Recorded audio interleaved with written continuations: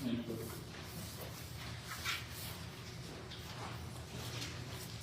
Kathy Kennedy?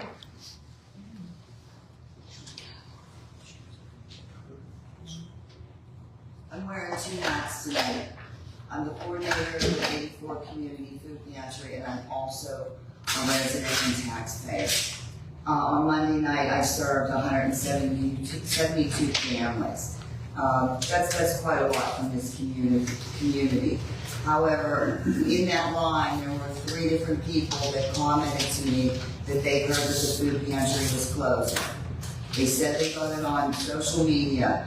I want to confirm to everyone, and I'm glad you're filming, I do not do social media. Do not believe what you hear on social media. If there is a problem with my pantry, you will be notified by the text of the food pantry. But I also know there's rumors going around, and I'd like to explain what happened on Monday. At 11:32, Joe Cole called me on the phone. I'm in the middle of packing all his food. He said to me, I just got a phone call from Mark. He said he talked to Jim, and Jim is mad. He's mad because I carried a petition throughout the township to add 2 more supervisors, and that the food pantry had to go. The food pantry is my baby. It's not about me. It's not about my volunteers. It's about the people that stand in that line. I give above and beyond to take care of those people. So I instantly, and Joe Stacken said to me, this is secondhand news. He did not know that for a fact. It was secondhand news. And I immediately, at 11:46, called Jim. Unfortunately, he was at work. He was busy. He did talk to me. And I asked him, I said, what is this about? You're upset at me about carrying this petition.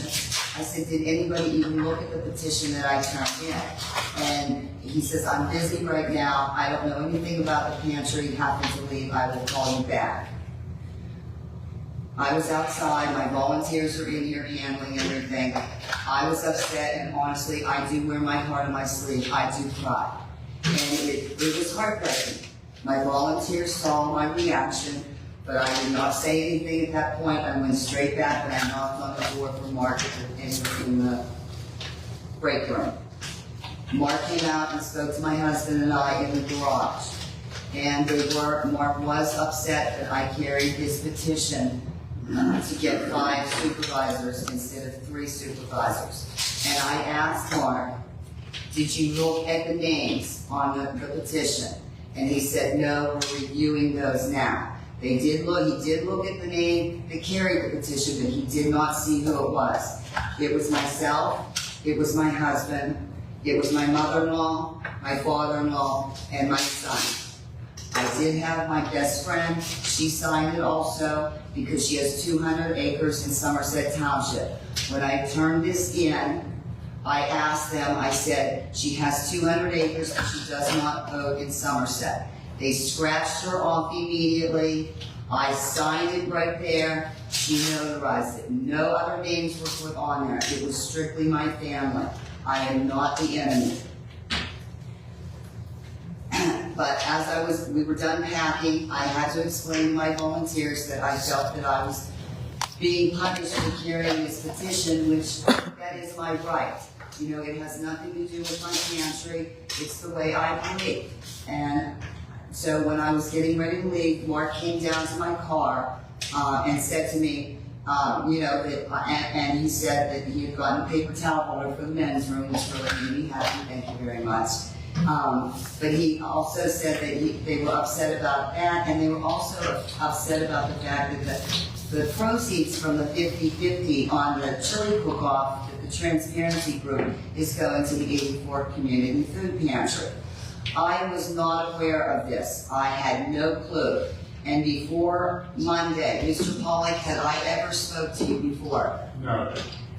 Stephanie, have I ever spoke to you other than you introduced yourself? Yep. Introduced myself, and that was it. Yeah, I didn't let you know. I didn't talk to you about anything. Contact me and let me know Nope. that I was getting those proceeds. I will take any and all donations. Right now, our government is on break. They will not be back until September 9th. I did not have a budget in July. I did not have a budget in August, and my pantry is September 9th. I will not have a budget by September 9th. All my money is coming from donations. That's how I'm still able to feed these people. Now, at 2:44, Joe called me, and he said he promised me that he would get to the bottom of it, and thank you, he did.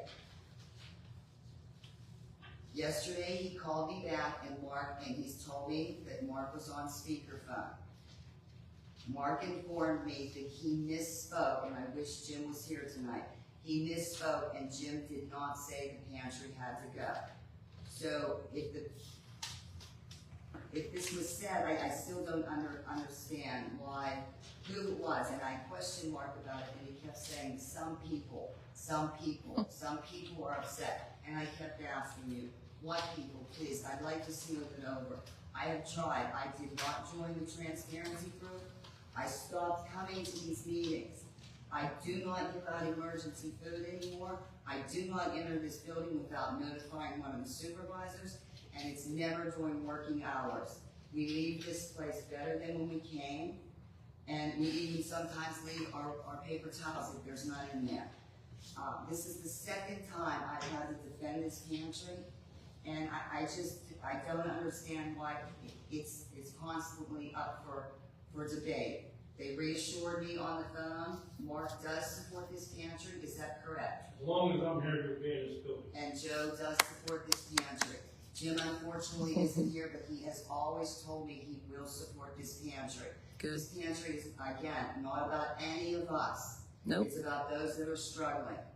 Thank you for listening, and I'm going home to where I should be right now, and that's by my husband's side while his mother is dying. But I chose to be here to defend my pantry. Thank you.